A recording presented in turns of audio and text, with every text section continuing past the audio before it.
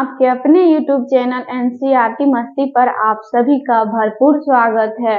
तो जैसा कि दोस्तों हम लगातार मौलिक अधिकार पर वीडियो बना रहे हैं, तो जो भी इस वीडियो में नए हैं तो प्लीज पिछला वीडियो जरूर देखें ताकि मौलिक अधिकार पर अच्छे से समझ विकसित हो सके। तो दोस्तों हम मौलिक अधिकार पर पार्ट 1 वीडियो बनाए थे, जिसमें था कि समानता का अधिकार अनुच्छेद 14 से 18 और दूसरा क्या था, स्वतंत्रता का अधिकार अनुच्छेद 19 से 22 और तीसरा था शोषण के विरुद्ध के अधिकार 23-24। आज पढ़ाएंगे धार्मिक स्वतंत्रता का अधिकार अनुच्छेद 25 से 28। तो आप सब भी जानते होंगे कि मौलिक अधिकार 6 है, तो 6 मौलिक अधिकार में हम ये वीडियो मतलब चौथी है। तो जो भी बच्चे या दर्शक नए हैं तो प्लीज इस वीडियो को लाइक एंड सब्सक्राइब जरूर करें ताकि और अच्छे से हम अच्छे कंटेंट दे सकें। क्या पढ़ेंगे दोस्तों? पढ़ेंगे हम धार्मिक स्वतंत्रता का अधिकार। धार्मिक स्वतंत्रता का अधिकार हमारे संविधान में 25 से 28 तक इसका वर्णन है।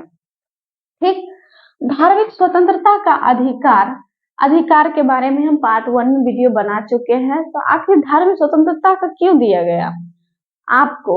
आप मान लीजिए हिंदू धर्म है तो आपको कोई भी धर्म अपनाने की स्वतंत्रता देता है और कोई भी धर्म नहीं मानने की भी यहाँ तक की स्वतंत्रता देती है।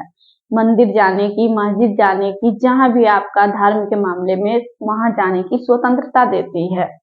तो यहाँ पे है अनुच्छेद 25 क्या कहता है? 25 से 28 है। तो पहली बात हम करते हैं, अनुच्छेद 25 क्या कहता है? किसी भी धर्म को मानने,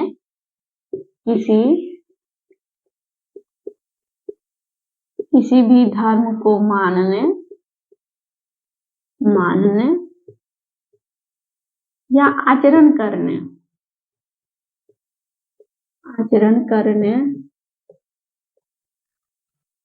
या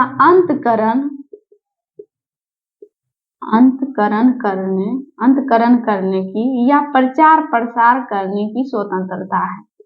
प्रचार प्रसार करने की स्वतंत्रता है। ठीक है ना?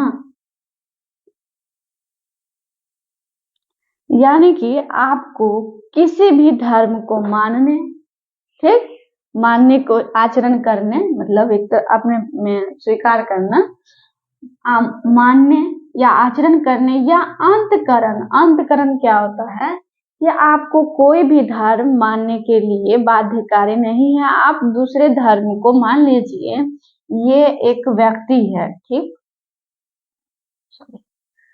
ये एक व्यक्ति है और यहाँ भी एक व्यक्ति है, ठीक, ऐसे ही मतलब बना देते हैं। तो ये है हिंदू धर्म के लोग, ठीक, ये है सिख धर्म के लोग, ठीक।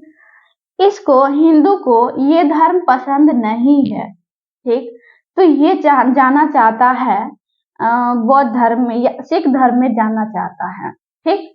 जब ये हिंदू धर्म सिख धर्म में जाना चाहता है तो ये इसको संविधान का कौन सा अनुच्छेद आजादी देता है? तो वो है आर्टिकल आपका 25 इसको आजादी देता है कोई भी धर्म में जाने की।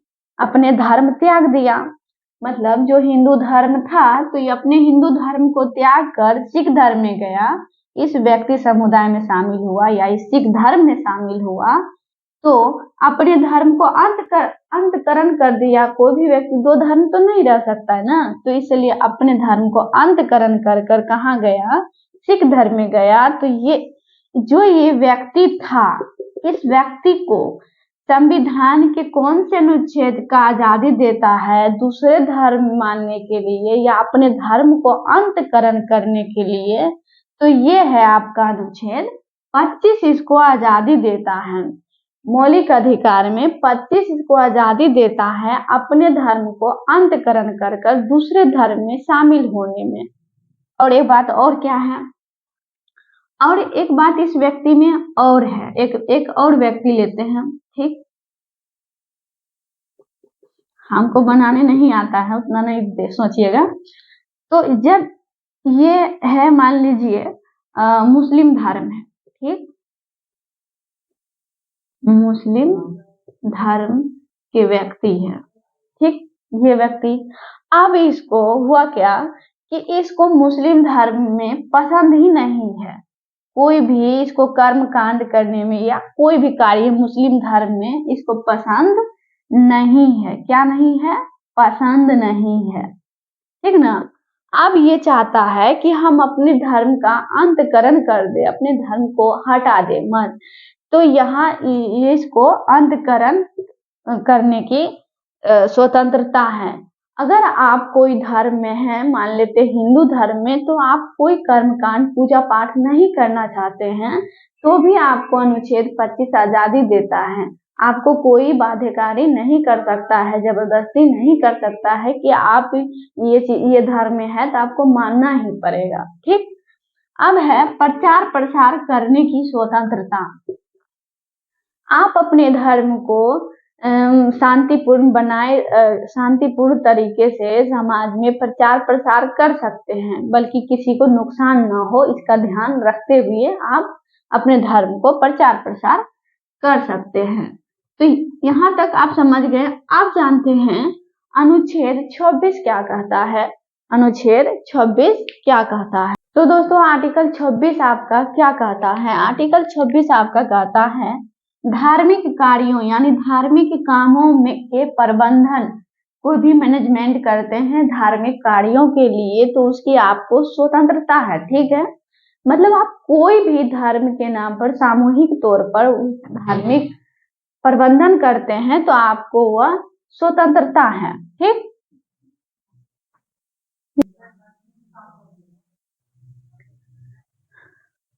हाँ दोस्तों, क्या जान रहे थे आर्टिकल 26 क्या कहता है आपका? आर्टिकल 26 आपका कहता है धार्मिक कार्यों में यानी धार्मिक कामों में के प्रबंधन की स्वतंत्रता है आपको। कोई भी धर्म के नाम पर आप सामूहिक तौर पर धर्म के अनुसार उसको प्रबंधन करना चाहते हैं, कोई भी मैनेजमेंट करना चाहते हैं तो वो आपकी स्वतंत्रता है, ठीक। तो किंतु कोई भी धार्मिक कार्यों की प्रबंधन करते हैं तो किंतु कुछ बातों को ध्यान में रखा जाना चाहिए। ये नहीं कि मतलब यहाँ देखते हैं किंतु यह अधिकार लोक व्यवस्था सदाचार एवं स्वास्थ्य के आधार पर ही स्वीकृति होगी। यानी कि आप धार्मिक कार्यों का प्रबंधन कर रहे हैं तो आपको लोक व्यवस्था सदाचार एवं स्वास्थ्य का ध्यान रखना होगा। लोगों में अशांति नहीं फैलनी चाहिए, उसका ध्यान रखते हुए इसका प्रबंधन करने की स्वतंत्रता है। लेकिन अपने एक संगठन के द्वारा सामूहिक धार्मिक मामलों में ही ये सब मतलब आर्टिकल 26 कहता है करनी चाहिए। आप जानेंगे आर्टिकल 27 आपका क्या कहता है? आर्टिकल आपका 27 क्या कहता है? आर्टिकल 26 समझ गए। आर्टिकल आप जानते हैं 27 क्या कहता है? 27 में है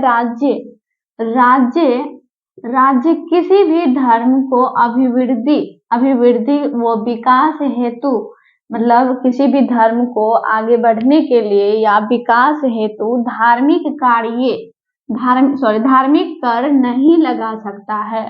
नहीं लगा सकती है परंतु शुल्क लगा सकती है। यानी कि धर्म के मामले में धार्मिक टैक्स नहीं लेगा परंतु शुल्क लगा सकता है। धार्मिक टैक्स अलग है और शुल्क अलग है। यानी कि सीधी बात पर हम कहें तो यानी धार्मिक कार्यों का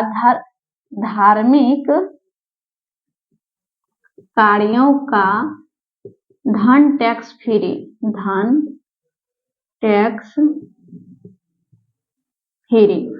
ठीक। ये धार्मिक कार्यों का में धन टैक्स नहीं लेगा धार्मिक कार्यों के मामले में, ताकि उस धर्म का अभिवृद्धि हो या विकास हो। आप जानते हैं आर्टिकल 27 हो गया। आर्टिकल 28 क्या कहता है? मैं आशा करती हूँ कि आप लोग आर्टिकल 27 तक समझ गए होंगे। आप जानेंगे आर्टिकल 28 है दोस्तों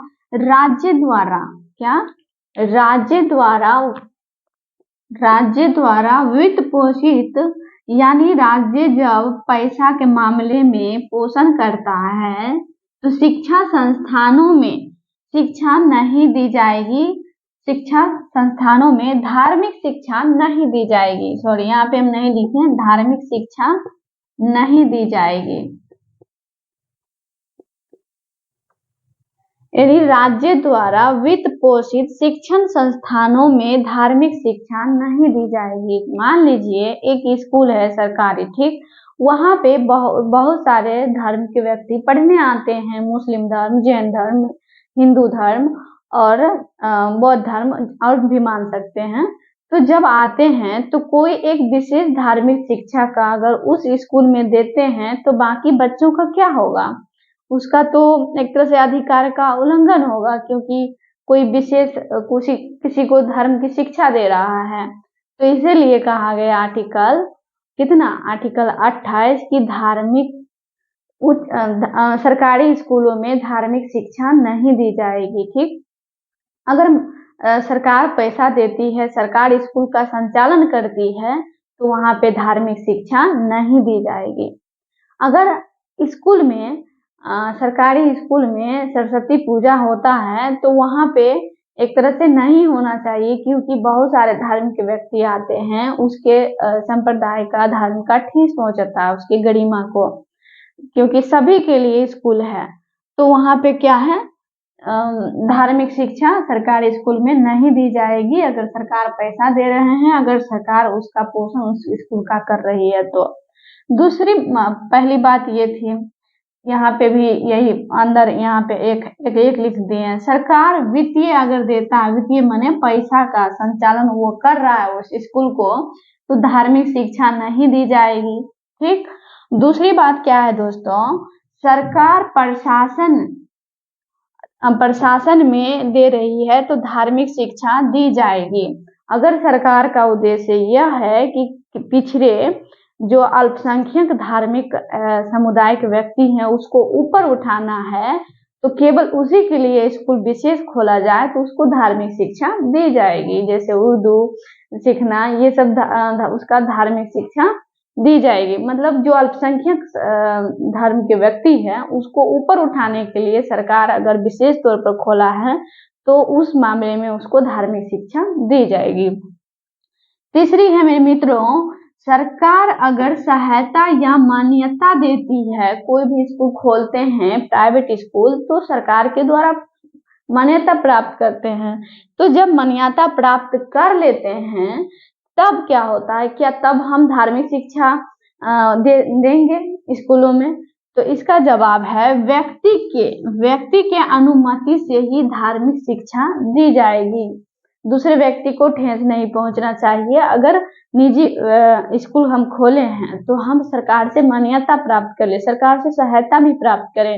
तो जब उस स्कूल में व्यक्ति का अनुमति हो तभी हम उसको धार्मिक शिक्षा देंगे। तो यहाँ तक आप समझ गए होंगे। आर्टिकल 25 से 28 हम समाप्त कर दिए। 25 से 28 में वर्णन है दोस्तों, आर्टिकल 25 से 28 एक तरह से ये धर्मनिरपेक्षता की बात करता है। क्या करता है? धर्मनिरपेक्षता, सेकुलर या अब ये क्या होता है धर्मनिरपेक्षता? आइए जानते हैं। धर्मनिरपेक्षता का मतलब हुआ राज्य का कोई विशेष धर्म नहीं होगा, राज्य का कोई विशेष धर्म नहीं होगा, यानी राज्य के अनुसार कोई विशेष धर्म नहीं होगा, ना ही किसी विशेष धर्म को विशेष दर्जा दिया जाएगा, ना ही किसी विशेष के कोई भी धर्म के पक्ष में वो झुकेगा। ठीक, राज्य के लिए सभी धर्म समान है। राज्य के लिए क्या है? सभी धर्म समान होंगे, सभी धर्म समान होंगे। यानी धर्मनिरपेक्षता कहता है राज्य का कोई विशेष धर्म नहीं होगा, हमारे सरकार का कोई विशेष धर्म नहीं होगा, वो कोई विशेष धर्म को नहीं मान सकता है। और ना वो उसके नजर में, किसके नजर में? सरकार के नजर में सभी धर्म क्या होंगे? समान होंगे। सरकार की नजर में सभी धर्म समान होंगे। तो ये जो है धर्मनिरपेक्षता की बात हमारे संविधान में कौन से अनुच्छेद कहता है, तो वो आपका अनुच्छेद 25 से 28 वर्णन है धर्मनिरपेक्षता से संबंधित है। वो एक तरह से 25 में आपको कोई भी धर्म मानने की स्वतंत्रता देता है, अंतकरण करने की स्वतंत्रता देता है, आचरण करने की या दूसरे प्रचार प्रसार करने की स्वतंत्रता देता है। तो ये धर्मनिरपेक्षता की बात करता है। तो दोस्तों आप सभी को यहाँ तक बने रहने के लिए आप सभी का बहुत बहुत धन्यवाद। जय हिंद।